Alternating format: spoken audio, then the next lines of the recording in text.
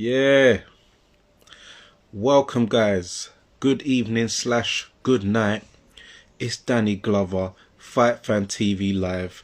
It's been a long day for me, but guess what? I'm still here. Why?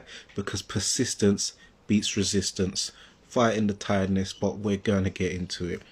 Big up sports, cheat sheet, Jack Athlete, Zach Boyle 82. You know what it is. Come and join. So we're going to discuss a few things. We're going to talk about last weekend. It was a bit quiet, but some good fights on there. First of all, good evening, Jack. How's the promote? Is it you're the youngest? Are you the youngest matchmaker? How's the matchmaking going so far? Have you managed to start getting busy? Because I know obviously with boxing being shut down for a bit, you couldn't really get your stuff started, but I know you got your qualifications and accreditations. So how's the matchmaking going, man? Hope all's going well and you're getting them good fights made in the UK. So yeah, but we had Oscar Rivas versus Ryan Rozicki. Ryan Rozicki is from Canada, but I believe he's got Polish ancestry or parentage or grandparentage by his name. He looks like Tommy Egan, you know what I mean? Same sort of face, head shape, and he's definitely about that life when it comes to fighting. He was 20 pounds lighter than Oscar Rivas, and he put up a hell of a fight. Great chin. This was at Bridgerweight for the first world title at Bridgerweight under 224 pounds. Yes, Jack. Good. Helping with York Hall Friday. Okay, is that the MTK Global show on Friday? What show's that? Is that the MTK one or is it another one? Let us know, man. And which matchups did you make on this card so far? On that card, let us know, man. Just so we can study your body of work from the get go, from the jump early doors. So yeah. Oscar Rivas, he nearly dropped Ryan Rozicki at the end of the first round. Big hooks and uppercuts going in. I think he touched down, but it was like so on the bell, the ref didn't bother giving a count, which was cool. And then Rozicki started like walking Rivas down. Rivas was fighting off the back foot under pressure, but he was landing big shots. They was both trading on the inside. Good work rate. Yeah, very good work rate. So it's good you got them kind of heavies that are not too big, so they still got that old school work rate. Rozicki was walking him down, landing some big shots, but you know, with the weight disparity, he was Rivas was able to take shots. Plus Rivas has taken big shots from Dillian, Whyte and you know, guys like that, so he can take a good shot anyway. And then Rivas, he got him going again in the 10th. He got Rozicki going again in the 10th with these loose looking shots, which like proper snapping his head back. And yeah, Ryan Rozicki took the shots very well. Nice close fight on the cards. Oscar Rivas winning that on points. Ryan Rozicki, if the Bridgerweight, you know, livens up and they get more participants and combatants there, it'd be definitely, he could get an alphabet if the other sanctioning bodies decide to join in. Otherwise, if it goes down to cruiser, I definitely see him being able to win a version of a world title, being someone like, he could beat someone like Makabu. He's got a good enough chin to get in there with guys like Bridis and Akoli, but Akoli, it seems he's just going for the Bridis fight and then maybe moving up, maybe to Bridger to get his second title before going up to heavy and attempting to be a freeweight world champion. Because you know, normally guys at cruiser, you only really get one shot or two shots at, you know, at glory. You know, even light heavies, they can sort of have free goes. They could do the light heavy, and it's a big jump to cruiser anyway. You know, so you kind of, if you're lucky to get two there, then you're quite lucky. MTK, not sure. I can say in case something happens, just a prospect trying to make another. Okay, yeah, that's good. Well, you can mention it after the show if all goes well, you know. So well, it might be on BoxRec, that's you as a matchmaker. So, but yeah, you can come in.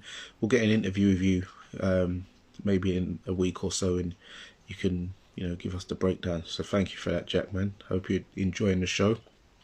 The next fight, obviously, a lot of you guys would have caught Shakur Stevenson versus Jamel Herring for the WBO super featherweight title.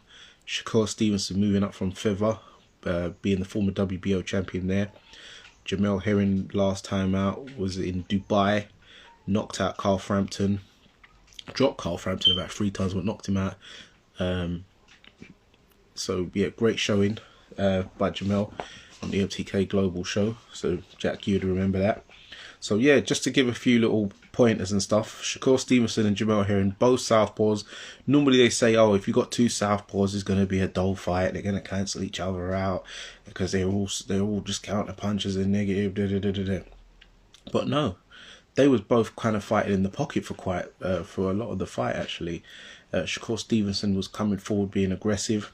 You know, and funny enough, all of Jamel Herring's 3 losses now have come from southpaws, which is very interesting, him being a southpaw himself. But yeah, I'd say, you know, Shakur Stevenson, he's from Newark, New Jersey.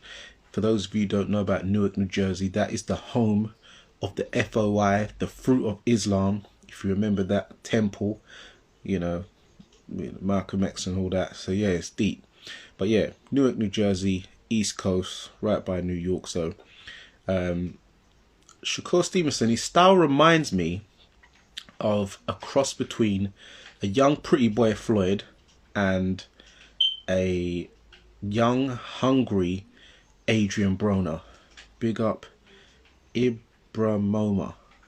Yeah, a young hungry Adrian Broner and a young pretty boy Floyd Mayweather. The way he like his foot placement, fast combinations, ring generalship, you know, inside the pocket counters, the movement. Yeah, he does that little spring in and out. It doesn't spring as much as Floyd, so that's where the AB thing comes, because AB's more, you know, a stand in there. But Shakur's got better defensive skills than AB, because even at lower level, AB, he used to just sort of let people, it's like he would let people hit him because he knows it couldn't hurt him. But yeah, Shakur might have had some influence from Pernell Whitaker being a southpaw and a little zab. But yeah, very, very good performance. Jack athlete. People bad mouthing Herring saying he has to retire. People need to realise Stevenson is on most in boxing pound for pound lists. Well, Stevenson wasn't in most pound for pound lists. He should have been, but he's like the guy who went under the radar because you got the weight above. Well, even at super feather, you had you've got Miguel Burchelt and Oscar Valdez, and because Oscar Valdez got the like highlight reel knockout of the year so far this year in 2021, Stevenson was kind of like just looked over, especially when he was featherweight, because there weren't really no one of note down at feather. But yeah, now people are definitely realizing and going to put him in the list now. He's got some interesting fights like Xavier Martinez, Chris Colbert, and obviously he's definitely gunning for Oscar Valdez as well in a unification. That I would love to see. And then I can imagine him moving up to 135 and having some real fun with all those guys there. You know the names. So, and I'm sure, and I think he sparred a few of them because they've all sort of sparred each other. Them 135 guys, they've all sparred each other. You know, when they were a bit younger, one way or another. So that's going to be great.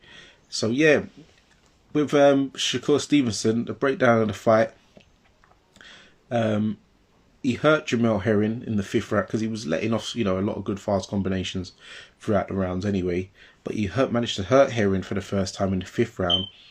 To then, that was actually Jamel's best round of the fight because he started rallying back, but I wouldn't say that was enough for him to win the round. Shakur Stevenson still won the round.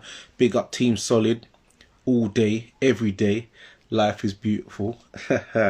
So that was his best round. The 6th round, Jamel's legs got buckled. That was by like a right check hook from when Stevenson was on the ropes, but he was obviously southpaw, so he's used the right hook as the check, and he's wobbled Jamel Herring's legs. Round 8, Jamel, he landed a low blow and then caught Shakur over the top with a left hand. Shakur started complaining to the ref, which he shouldn't do, but you know, young, a bit of inexperience. And then the ref just said fight on, basically, so Shakur had to sort of get busy and get going again. Couldn't really cry and complain. And then like round 9, Shakur was teeing off on Jamel Herring big time in the pocket. They was trading off, standing there firing. Jamel still coming forward, even though, as he said, he knew he was down, but he still kept fighting because he's a warrior. He's a former military vet. He's been on the literally really in the battlefield, so he ain't going out without fighting.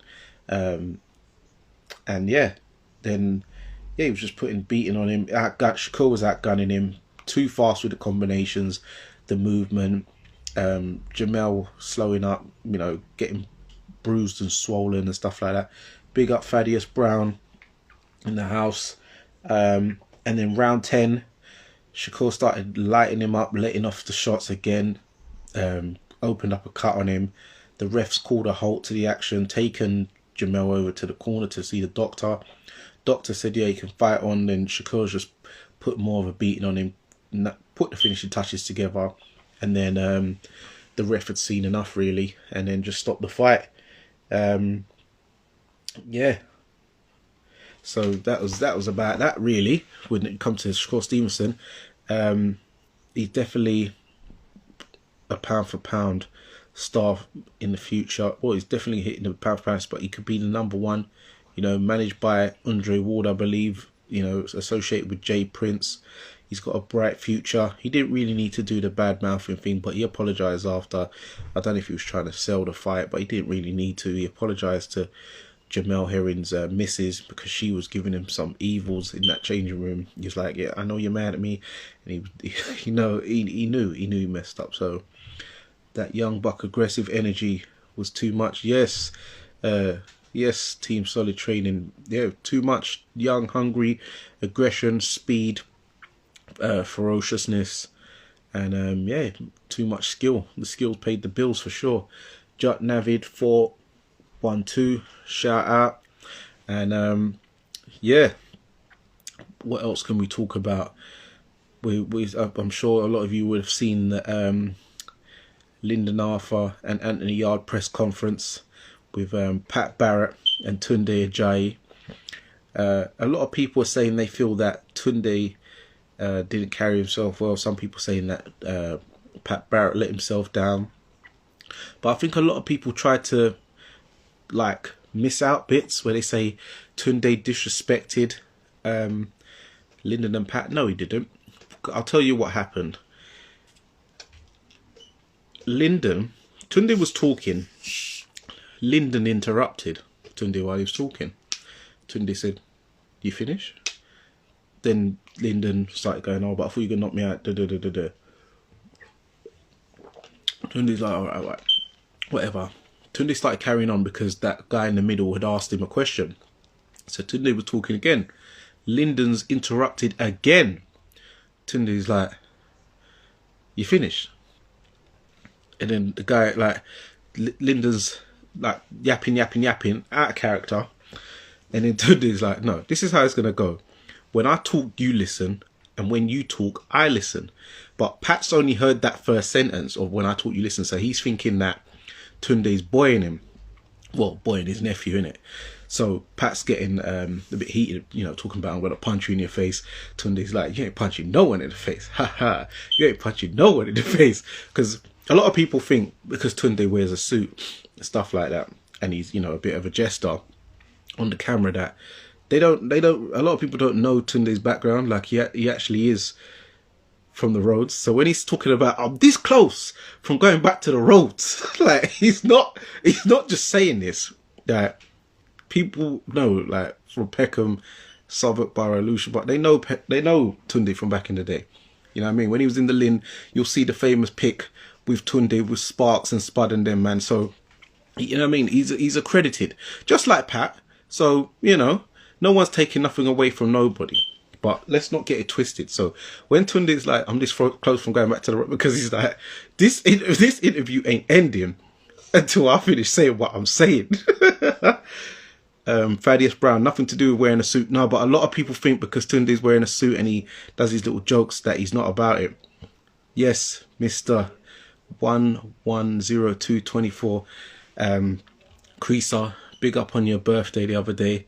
That part done me when man said back to the Royals. Listen, he's ready to go back. You know what I'm saying? So he's like, you think you could talk to Tunde Ajayi?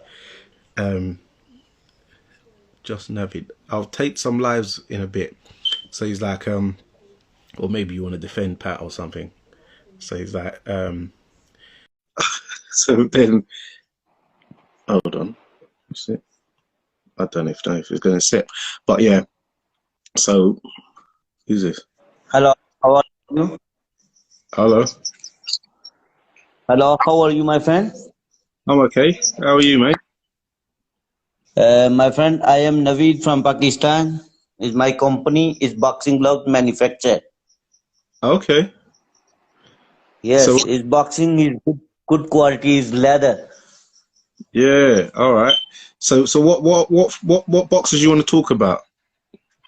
Yes, I will check you. Is I show is boxing gloves. Boxing gloves is good quality. 1 minute. All right, mate. All right. Do you know what? If you want to try and sell me some merchandise, hit me in the DM and we'll discuss it there. But I want to talk some boxing with the fight fans. Yes, boxing gloves. All right, mate. Can you lock it off? Yes. How do you do that on there? Yes, my friend. 1 minute, wait. All right, mate. I show this. Fight fans, how do I get this guy off, please? I don't want to Yes, lock off. Come off the live, brother. I'm trying to talk to the fight fans. I thought you wanted to talk boxing. You're trying to sales pitch me. Inbox me in it, and we'll talk that. But come off the live, please, brother. Oh, okay. Yeah, I talk boxing. I'm on a live. Can you click the X button, please? Okay. My friend, what do you do? First, I explain you what do you do. I am a podcaster. Can you click the X button? You're holding up my live, brother. You're holding up the live, brother. Click the X. I'm trying to talk to the fight fans and get some. Trying to talk boxing, brother. I'm not trying to talk about pads and punch and gloves. Yeah. Okay.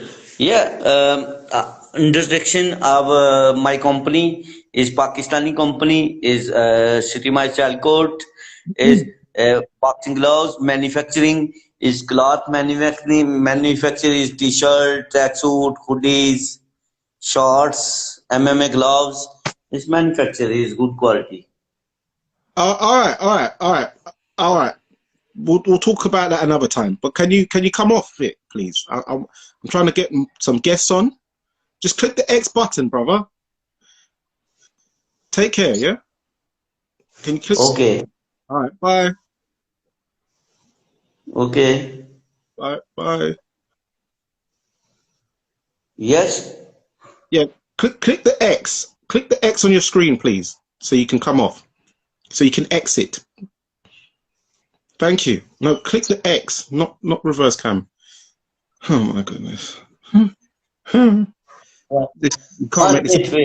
X, brother. How do I get? Oh my goodness. What's going on here? How do I get this guy off? Yeah. All right. My God. Oh my God. All right, I've done that. All right. Does someone want to come in here and talk some boxing, please? Because I've lost my whole train of thought.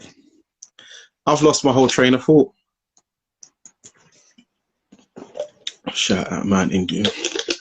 But yeah, so Pat Barrett, he's come in there with his dark glasses and his big jacket. He thought that he was in telepathy or roast or biology or Roller Express or Desert Storm, Best of Bagleys. That's what he thought. That's what Pat Barrett was on. So that's why Tunde was like, you ain't punching no one in the face. You got glasses on in your big coat. And you see when people think walking into a place, into a venue or something like that with your dark glasses and your big jacket. Well, forget the big jacket, but the dark glasses, even though the big jacket too, but the dark glasses. You see man like Canelo, he debunked that whole thing when he cut man's eye, just bam. And you see when you're wearing dark glasses, you're actually disabling yourself somewhat because your vision is impaired. If someone hits you, you're scrambling, especially if you've got some designer ones on. You ain't really trying to get them lenses bruck. So it's not a really good idea. It's a bit played out. So don't do it, guys. Just take the glasses off like Attila in AWOL and get busy. Some of you don't even know about that film. So yeah. Yes, Thaddeus Brown. Yeah, to the roast, all them big boy raves. But so then Pat now, he said in an interview, oh, well, I served it. And it's for him to serve back. So that was some big boy talk. Then obviously Tunde doing his shadow boxing, like if you see the trainer, what do you think the fighter's gonna do? Pat's coming, that's all shadow boxing, you've seen the knockout ratio. And now listen, Pat Barrett can fight. Because I've seen some of his fights. And the way he won that British title, that knockout there, I thought it was a homicide.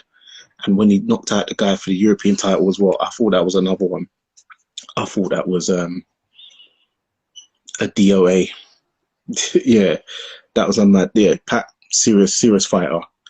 Right, this guy's trying to request me again, you know. Not today, brother. Not today. So yeah. Right, Jack, he follows you. He tried to sell you gloves. Are the gloves even any good? Yes, Creaser. That was hilarious. You recorded it. You're crying. Yeah, Pat B can go. Yeah, definitely. Pat can definitely go. But you see what it is? I feel that Yarde and Tunde especially is winning the battle of the minds. The way Yarde, obviously, he took over when he started going, you know, it's not even good for the culture, you know, kind of, he was doing the big man talk to the big man, which I know Pat was upset about, which made him walk off stage and leave his nephew on the stage, which he shouldn't do because that's made him lose the first round, where Tunde's in his head now. So Lyndon has to be careful not to want to engage in this fight and go away from what actually served him best, which was his jab. Yes, he's got a right hand too now because he's had the surgery on his elbow. But if he wants to try and get stuck in, also he should have never let Yarde know that the body shot was what hurt him in the last round, because Yarde thought it was a headshot and Linda goes, no, it was a body shot. So now we know Yarde is going to go for the body, the same way Yarde ended his last fight on that guy, hitting him with body shots. So he was practicing because he's looking to work up Linda's body and then obviously do what he does. So he's definitely going to be making more advances. He ain't going to go into a boxing match with Lyndon because Lyndon's a very good boxer. We saw how he out-pinged off Dex Spellman's head. So yeah, no idea if they're any good. Yeah, man.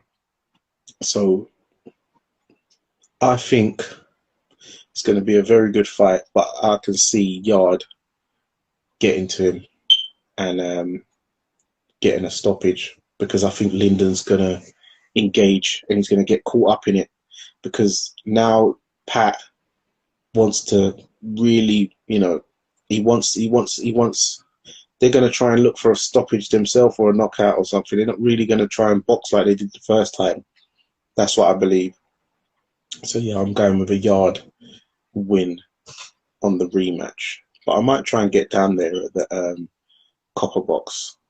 Hopefully they've got a decent undercard going on as well. So yes, Jack Athlete. I think Yarde needed to add to his corner of Arthur beats him easier. Yeah, well, he's added James Cook to the corner team, so that's a lot of that's a wise head. he's got there. So that's a good addition to the corner team, I believe. So what do you guys also think about Tyson Fury? You know, Dillian Whyte's the mandatory, but they're, I think it was Bob Arum. He said that Fury's going to fight in March and it's going to be either against Whyte or JoenJoyce. Now, I don't see why JoenJoyce is even in the running, because last I knew, JoenJoyce was the WBO number 2 or something like that. So he was just behind Usyk. So if anything, I don't see how he'd be on the WBC radar. Got to jump off. All right, take care, Thaddeus. Oh, I hadn't seen that. Nice to see you realised it. Yeah. He's got James Cook in the corner, so you know about James Cook and that. So yeah, man. So it's a bit interesting how JoenJoyce is just somehow being slid in out of nowhere. I'm not sure why, but I think Dillian Whyte deserves a shot, and they should just let it be, really. So this week coming, we've got a show at the O2. We've got Chantel Cameron versus McGee.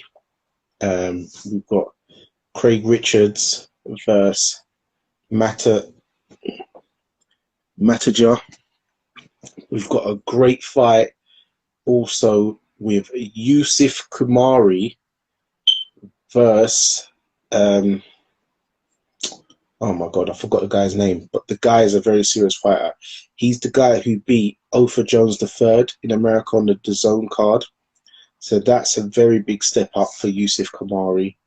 We've got Ellie Scottney. We've got the Romford Bull, Johnny Fisher. He sold 1,300 tickets. So you know Eddie weren't pulling the plug on that show, even, you know, with Dillian coming up, because Johnny ain't refunding that many. And I heard he's sold out basically the whole of ringside. So we've got that show. We've got a Showtime show where it's Jaron Ennis versus Dula Murray. That Imantis Stanislav, he went points with him last time. It's that Puerto Rican Dominican guy. Tough guy, good fighter, can punch a bit, but I expect Jaron Ennis to deal with him.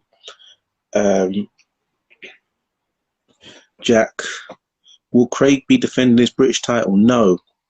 Craig vacated the British title, Sajid, and it is Dan Aziz versus Hosea Burton on the MTK Global show. I think it's November 20th, and that will be for the vacant British title.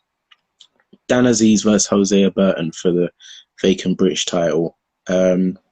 Craig, I believe that there is going to be some kind of final eliminator for a title in Craig's fight. Just waiting for that to be announced or confirmed.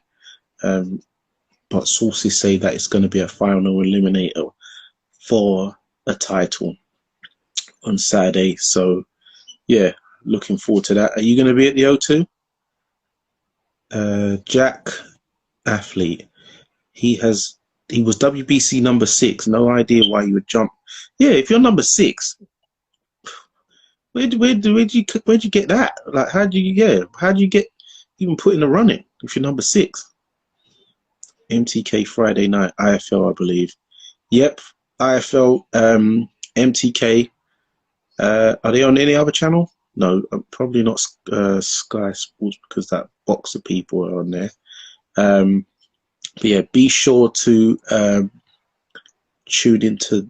But it's not on the Dan Aziz Hosea Burton. It's not on this Friday, by the way, Jack. But you probably know this anyway. But it's on November the 20th, I believe. So yeah, be sure to check that out as well. And yeah, so you got the O2 card, you got the MTK Global show on the Friday, the Matchroom show on the Saturday at O2, and you've got a Showtime show on Saturday night in America. That's in the Mandalay Bay, Las Vegas. And I believe that's it for this week. So yeah, ESPN ESPN? No, is it ESPN? Showtime. So yeah, it probably is ESPN. So yeah, guys. I hope you enjoyed the breakdown of last week's fights and the up and coming schedule for this week. And yeah, stay tuned. Be sure to like, subscribe, follow, share, like, comment, get the algorithms flowing. And yeah, it's Danny Glover, Fight Fan TV Live. Persistence beats resistance. And yeah, stay tuned.